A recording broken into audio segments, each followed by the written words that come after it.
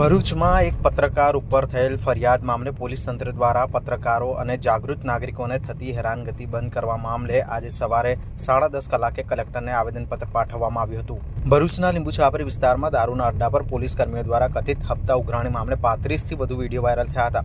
આ વાયરલ વિડીયોની તપાસ કરવાના બદલે તપાસ અધિકારી દ્વારા અંગે પત્રકારો અને જાગૃત નાગરિકોને નિવેદન લખાવવા માટે બોલાવવામાં આવ્યા હતા અને કલાકો સુધી બેસાડી રાખી તેમની આખી જન્મકુંડળી મેળવવામાં આવી હતી। ત્યાર પછી પણ પોલીસ દ્વારા પત્રકારોની હેરાનગતિ યથાવત રાખતા આજરોજ ભરૂચ જિલ્લાના પત્રકારો દ્વારા જિલ્લા સમાહર્તાને આવેદનપત્ર પાઠવી ન્યાયની માંગ કરાઈ હતી। આ ઉપરાંત પત્રકાર ગૌતમ ડોડિયા સામે થયેલી ફરિયાદમાં કાવતરાની આશંકા વ્યક્ત કરી તલસ્પર્શી તપાસ કરવાની માંગ કરવામાં આવી હતી। વિવિધ માધ્યમોમાં વર્ષોથી જોડાયેલા પત્રકારો દ્વારા આજરોજ જિલ્લા કલેક્ટરને આવેદનપત્ર પાઠવવામાં આવ્યું હતું। આવેદનમાં જણાવ્યા અનુસાર પોલીસના કથિત હપ્તા ઉઘરાણી મામલે સમાચાર પ્રસિદ્ધ કર્યા બાદ જિલ્લા પોલીસ તંત્ર દ્વારા વાયરલ વિડીયોમાં કોણ છે તેની તપાસ કરવાના બદલે સમાચારો પ્રસિદ્ધ કરનાર પત્રકારો અને જાગૃત નાગરિકોને નિવેદન લખાવવા માટે બોલાવવામાં આવ્યા હતા।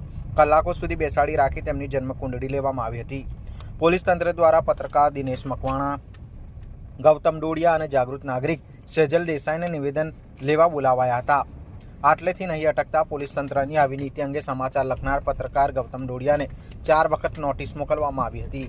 આ અંગે પત્રકાર ગૌતમ ડોડિયા દ્વારા 3 ઓગસ્ટના રોજ ડીજી તેમજ આઈજીને અરજી કરી તેમની જાસૂસી થતી હોય, વોચ રાખવામાં આવતી હોય અને પોલીસ દ્વારા ખોટા કેસમાં ફસાવી દેવામાં આવશે તેવી આશંકા વ્યક્ત કરાઈ હતી।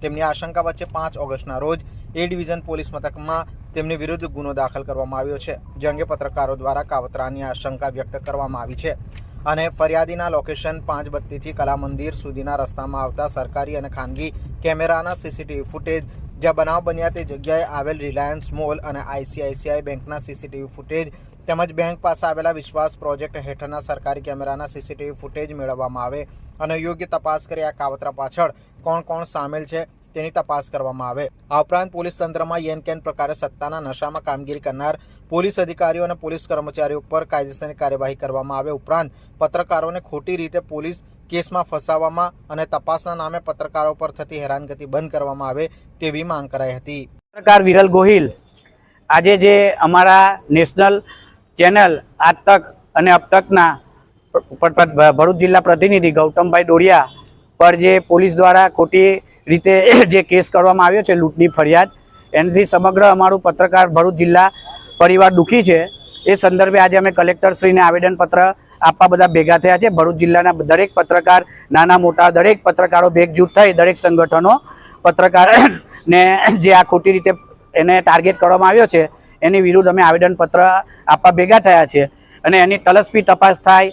એ જે જગ્યાનો બનાવ બન્યો છે એક્સિડન્ટનો, એ જગ્યાના કેમેરા તપાસ કરવામાં આવે, જે છોકરાઓએ ફરિયાદ કરી છે એમનું બેકગ્રાઉન્ડ તપાસવામાં આવે કે ગૌતમભાઈ પ્રતિનિધિ છે અને એક સારા સામાજિક કાર્યકર્તા પણ છે અને એ કોઈ લૂંટાડું કે ચોરી કે એવા કરવાવાળા નથી ને એમની પર લૂંટની ફરિયાદ દાખલ કરી છે।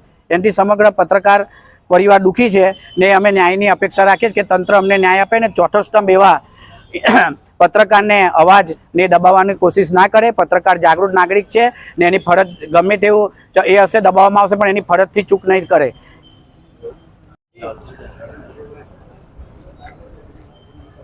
આજરોજ ભરૂચ જિલ્લાના તમામ પત્રકારો એકત્ર થઈ કલેક્ટર ઓફિસ ખાતે પહોંચ્યા છે। એટલા માટે પહોંચ્યા છે કે દેશની ચોથી જાગીર, ચોથો સ્તંભ ગણાતા જર્નલિઝમ, પત્રકારત્વ પર ખોટી રીતે દમન કરવામાં આવે છે, એ પ્રમાણેના અમારા આક્ષેપો છે।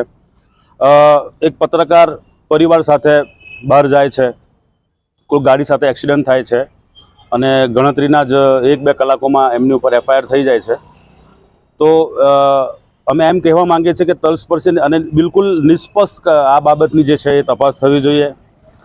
પત્રકારો સરકાર અને તંત્રની કામગીરી બતાવતો હોય છે, પછી એ સારી હોય કે નરસી।